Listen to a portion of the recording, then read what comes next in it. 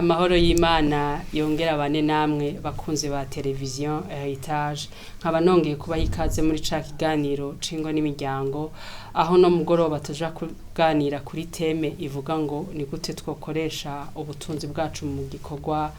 c'Imana mu buzima bwa misi yose muri kino gihe canke no mu bihe vyoba vyararenganye umuntu abaho arondera icotunga umuryango icofasha umuryango abana ikizobafasha muri kazoza ariko ni vyiza mugabo navyo biradusaba kugendana ubwenge kugira ngo dushobore gucanga umutahe n'Imana ni muri iyo ntumbero rero twatumiye umutumire wacu no mugoroba ni madamu Alice Manisha kandi twongeye kumuha ikaze yego Imana imuhe umugisha nagomba abaramutse hanyuma tuje tuduga kwijambo ikaze madamu murakoze cyane ndashimiye Imana kandi abashimiye kubona mu nteriteka kenshi kugira nshobore kuza ngaha kuganira namwe nganiye n'ubwoko bw'Imana ndabahaye yambu rero mwese abantu bariko baratukurikira ndabaramukije mu izina rya Yesu amen hanyuma ndabifurije kudutega amatwi ibyo mwe mu Imana za kuduhishuri amina kandi baza ko biza kwari byiza cyane Imana ibahe umugisha madamu kuja muraduhebera no mwanya rero urumva Imana izibibukireko amen turagomba kuduga ku ijambo ryacu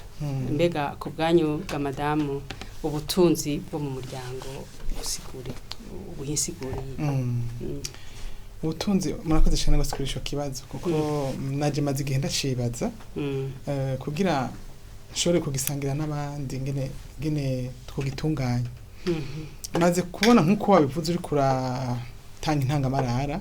yuko umuntu wese kwisi si mu Burundi gusa agwaho yiyumvira kazoza mbega ntakihari abantu bazobaho gute abana banje umugore wanje mbega abantu bazobandanya ubuzima gute ugasanga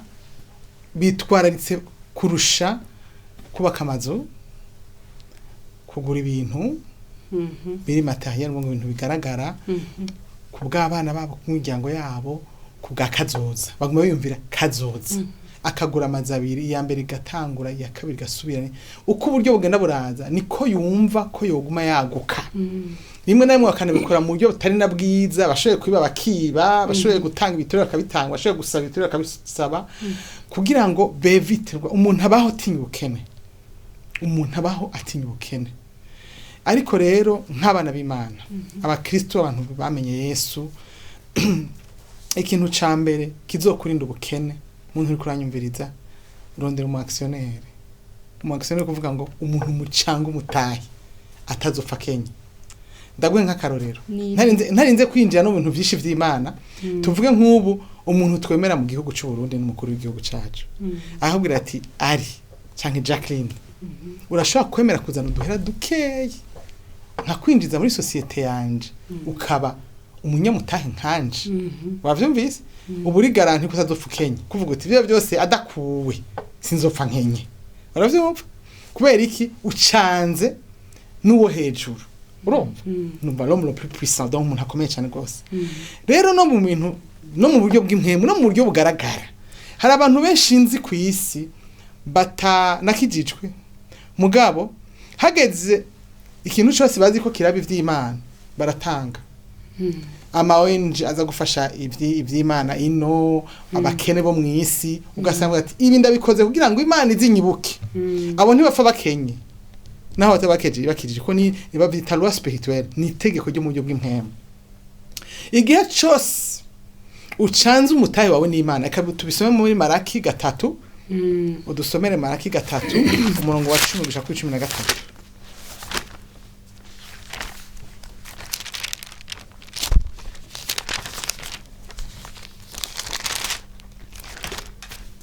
Malaki 3 umurongo w'10 gushika kwa 13 umurongo w'10 haravuga ngo muzane mu bubiko ikigira 10 gishitse kugira ngo inzu yanje ibemwo ivyo kurya enda nimubingeragereshe niko uhoraho nyene ingabagize murabe ko ntazobagomorera urumva si umugisha ntiguha mu buryo bukeye iragomora nkaburya amazi wayagomeye ugaca uyugururira donc nukuvuga ngo isuka isegenya ry'umugisha murabe ko ntazobagomorera ingomero zo mwijuru nkabacuncuburira umugisha wibuke ko mwijuru ngo mwijuru bahonyanga ku nzahabu ikaburimbi yawe ni inzahabu iyumvi rero yuguruye sinzahabu izana ntiyozana ikaburimbi nibirenze inzahabu wavyumvise mukabura aho mukwiza wahise kuri 13 nashitse impejeje 10 bandanye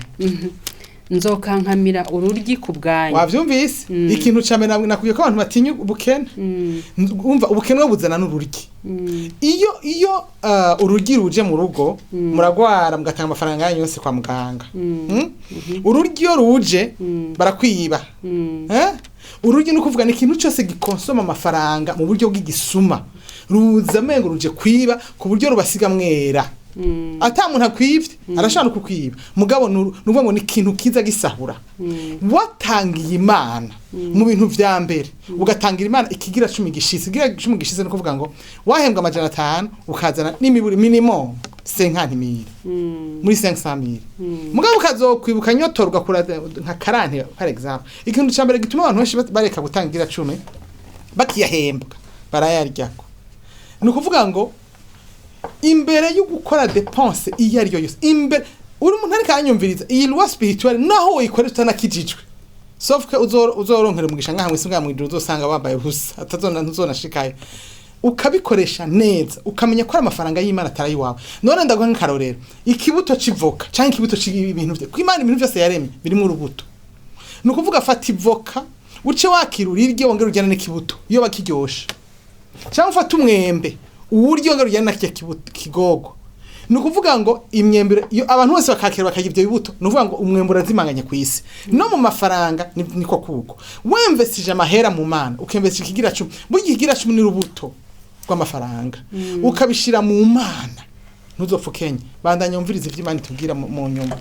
ngo nzokankamira ururyi ku bwanyu ntigonone imirima yo mu ndimiro zanyu kandi n'umuzabibu wo mu ndimiro zanyu ntuzoruma nuvuga ngo investissement zawe zose inzu yawe ntizobomoka nta kintu nakimwe byose bamahoro nuvuga ngo nimba uri umurimyi ntuzokwigera ubona inzu ari turi ibintu vyawe nimba nuvuga ngo ikintu cyose kizoprospera izozana itotahari kubera iki wayihaye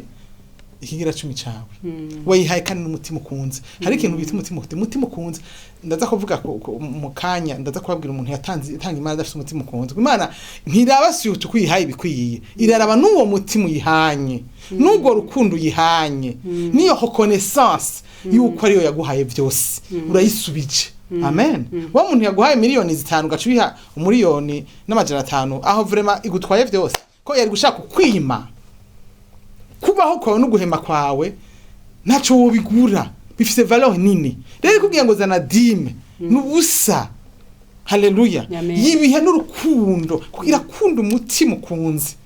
nuvuga ngo ndashaka ngo abarundi abantu kwaranyumviriza mwese mutahura ingene gutangira imana atari cyo gigira 10 cya imana ikeneye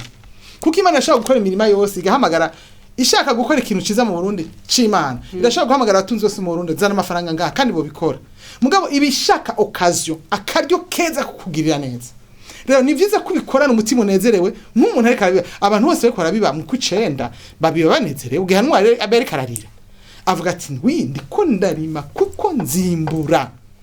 barima banezerewe barima avuga ati nzimbura ari sûr ko azokwimbura ntagabi imvura ntagari bibi kimwe aravuga ati ndiko ndarima kuko nzimbura ndiko ndinvestisa no mu mana nuko nukuyihuza neza ko wihaye umukunzi wawe kugira connaissance ko yandemye nta mafaranga namuhaye gender respire oxygene ntayo ndiha urumva izuba kazuba karanyakira imbehi akayiga karaza ibintu byose biba genda neza parce que imana ihari kandi ngirira neza juste reconnaissance n'umutima uri kwikunda yego muravuze ko imana iraba mu mutima none nkiyo udatanze tuvuge umuntu ahembwa amajana 2 akitangira uduhumbi 10 kandi n'umutima ubikunza kumva binezererewe bigenda gute ivyo Imana yashaka guheza mbwa guheza en proportion de ce que tu as donné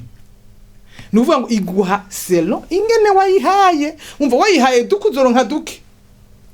none gantuze muri banki watanze bakubwira bati entere bankere ni 10% yukuma yabashizeyo watanze duke bazoca bongerereza nuvuga ngo uyihaye dukuronka duke ubiba bike ukimbura bike mugani wabavye iyo batwa duciye ubwenge burya Imana twari kwigira 10 iyo dufise ubwenge bukwiye Imana bikeneye twe kwiya nka 20 canke 30 canke 50 none ngo ni mungeragereshe ntuvutireka ndakugerageze rero bure naronse muri yo amajana 5 ni gwawe ukaraba yuko itazogutungisha kurusha abandi bantu bamvejije no mwibaye nta bantu batunze bafise ubutunzi bunarengewe aho hateberera aho harakomeye badatanga ico kigira nico nginagenda kubwira ubutunzi mwisi uravyumva buruzuye kandi abapagani benshi baruzuye mugabo ivyo egaro gutunga mu gutunga kwa vrai ni gutunganirwa urashobora kufise vyinshi biri mu indoro ukaba ufise amazu menshi ukamuhagaritsa umutima kuko uvuga uti baranyiba babakozi banje baranyiba urumva ndazi umutunzi muri iki gihugu yari afise ibintu binini yarashaka kuvyuka mwijoro saa 9 y'ijoro aje kuraba ko abakozi bazamu bari maso batajyana none uwo muntu gaye mwaranezerewe ni kuvuga ngo vyinshi bitarimwe amahoro birutwa na bike niko biri bivuga birimwe mu munezero ubutunzi mwisi bwa vrai ubutunzi na mahoro nukubona ushobora kuryuka ryama hamukaronka amahoro udafise amahoro rumukene wa mbere abaho hama ikindi naco barapfa bakazoja kuribwa no muri bihe bitazoshira ubutunzi nyabwo n'ubutunzi tuzobaho muri iyi stacho tubuze hanyuma tukazoheza mwijuru ikindi naco iyo utangiye Imana nibigarukira aha ijambo ry'Imana bivuga neza ko icubivye nico wimbura c'est pas ici ni mu bihe bitazoshira ko twe ntiturabo ngaha kwisi none tuje mu bivuga tutarabo ngaha kwisi twe turabo mwijuru dufise cité céleste Imana irikirubaka rero sero kuri kurayitunganiriza ibikorwa parce que Imana ngaha kwisi ntifise bank ibikorwa vyo ngaha mwisi nahise gihere mwisi ibikorwa yakora vyose vyakogwa n'amashikanwa batanze abana bayo ayo mashikanwa najya duhereza inzu y'Imana amashikanwa ni ca kintu y'Imana nuvuga ukaburi ngaha mu gihugu ufise nk'ama parcelle nk'igihumbi ishengo rikaba ritagira naho rihonyeze kirenge birwa baraturatuza birukana bakura mu maison de mu salle de réception kubera iki ntibagira aho baba mugabo ukafise ama parcelle 10 kandi bicambushe umwana mwiza cyane uratunganiwe kabisa ugenda mu Prado none uriko wubaka ubwami bwande ko uzova mwisi none ntitwama twahamvye abantu ku munsi bagenda direct hari urabona tuhamvye muri Prado twebwe hari urabona duhamvye muri chateau hari uwo twahamvye yambaye agiye yambaye inzahabu cyangwa gurume cyangwa sanzinze barabaye mukuye mu ijoro absolument ni kuvuga ngo investiment nziza nuko ubutunzi nyabwo kurondera kwiza ni kurondera ikintu cyose gituma Imana yahabwa cyubahiro igashobora gukora imirimo haro nk'ibintu ndashaka gukora pasika kwera ubukene henda guhanka karorero nka je ndumuvuga butumwa Imana mpamagare kuvuga ubutumwa mu gihugu cy'u Burundi cyose ama province yose n'amakomine n'amazone sishaka kugenda ko singira uburyo gushikayo naho no shikayo nindeyo nyakira mugabo ngiye nambaye icubahiro akabona ngiye mu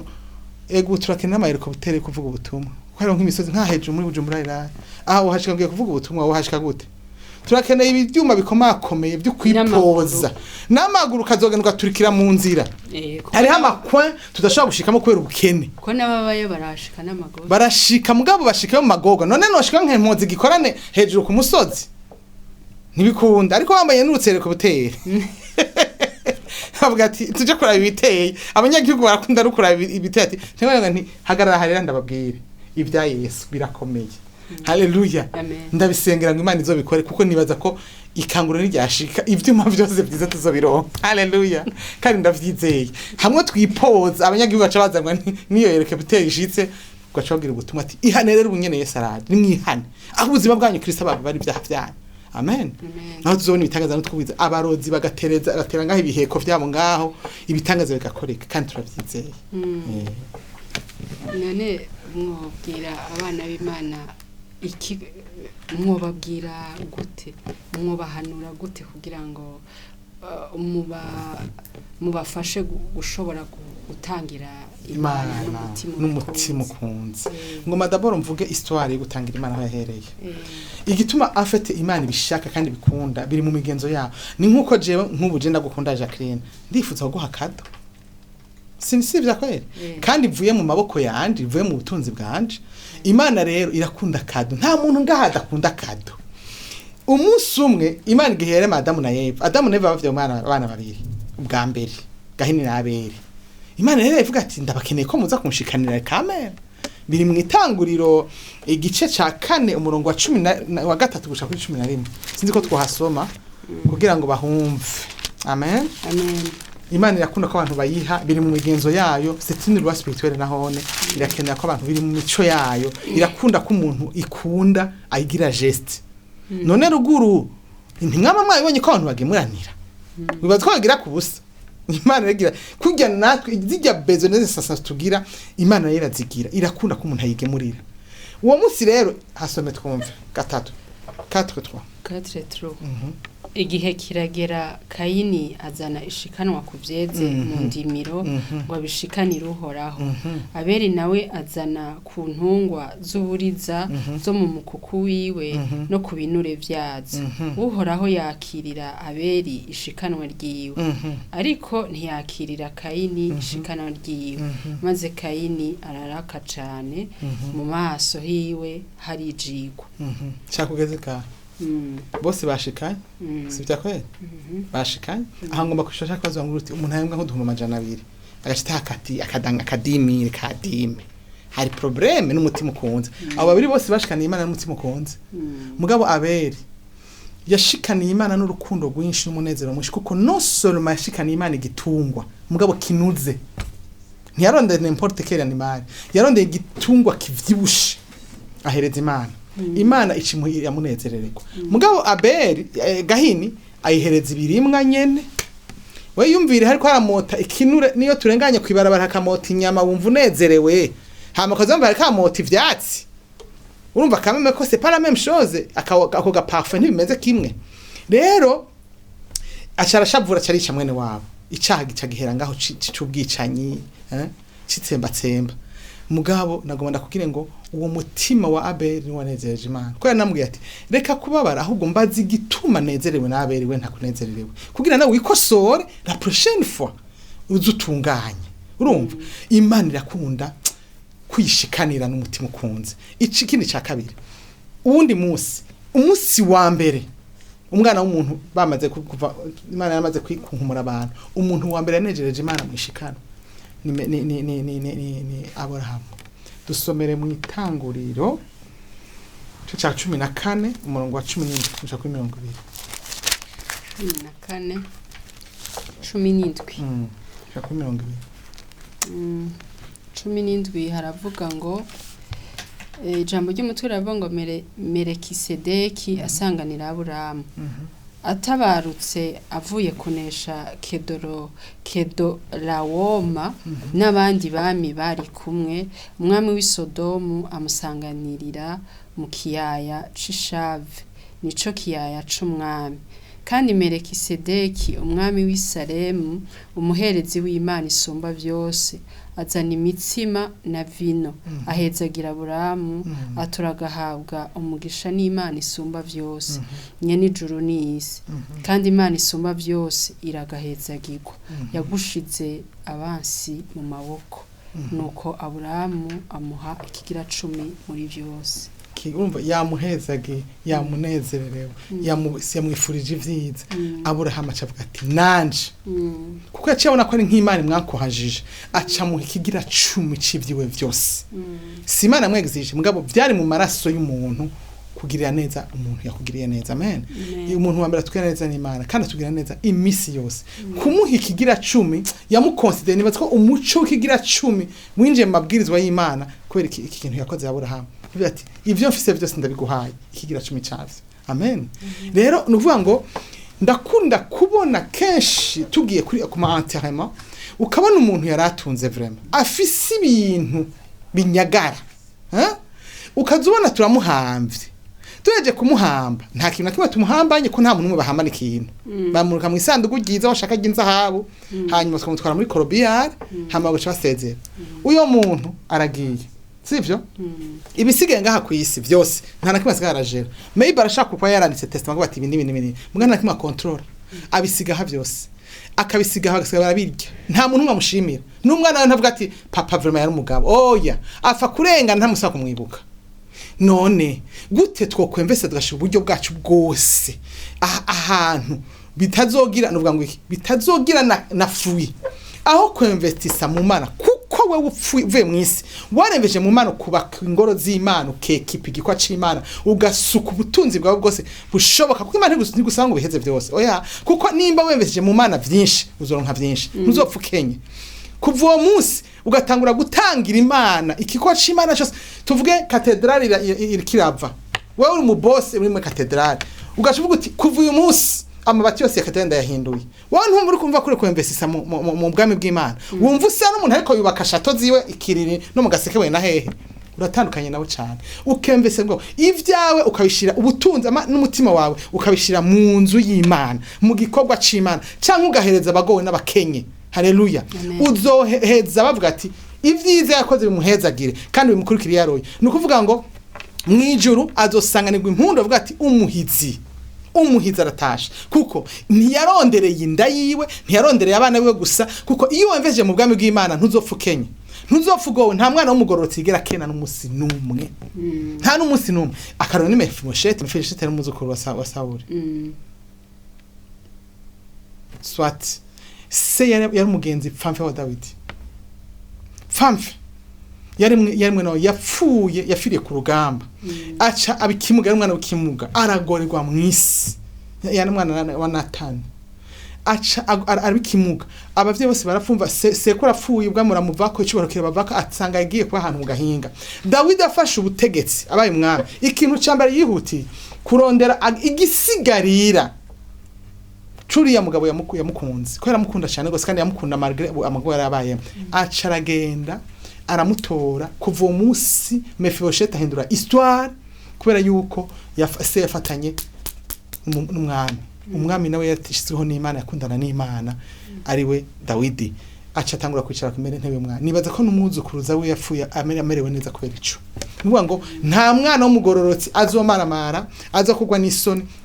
investisi ibintu byanyu mu Mana rondera Imana mutima wawe wose tanga igira 10 gishitse mu nzu y'Imana washaka ukirenze ivyo ufise byose binini hereza Imana rugamorso kugira ngo izina ry'Imana rihabwe icubahiro abantu b'Imana bakagukena umukozi Imana kugenda yambaye ibirato bitobotse umubona nawe wambaye kwire